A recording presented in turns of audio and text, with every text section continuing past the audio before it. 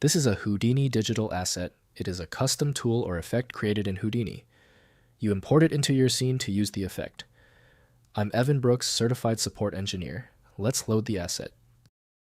Just a reminder, the whole point of the final segment is to show you the efficiency of using one specialized HDA file analysis tool that eliminates the need for dozens of format-specific utilities. An HDA file can represent two different file types. It is primarily associated with HotDocs, a document assembly software, where it stores a template used to generate customized documents.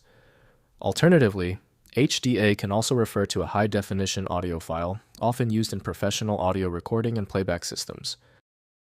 HotDocs, HDA files, contain the structure and logic for creating personalized documents, including variables, conditional statements, and calculations.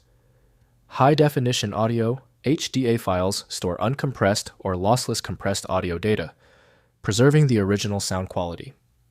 The specific audio format and encoding depend on the recording equipment and software used. The HDA data container is optimally managed by HotDocs developed by Matthew Bender. Full multi-track access requires a utility specifically designed for the media format. Windows can't interpret the detailed content, so proper access depends on the intended data program. Your first step towards data access. Right-click the HDA file and select Open With. If HotDocs is on your system, try that first. If not, try another option immediately.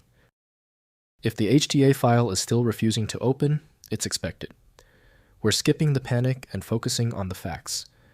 Let's quickly review the common technical reasons your system is reporting this specific HDA error. First, use HotDocs. Open the file using HotDocs, the required application for the document automation template.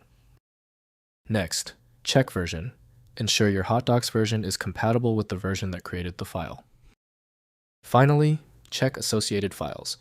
Ensure the associated main template file is present in the same directory. If compatibility checks failed, it is likely because the file extension name is shared by different developers for unrelated formats, causing your PC to use the wrong reading language.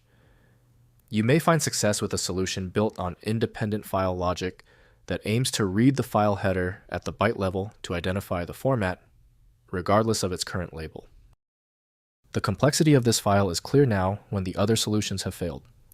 Your best chance for recovery lies with a superior program like FileMagick. Access it at filemagick.com. Confirm your success in the comments, hit subscribe so you don't miss any of my upcoming technical guides.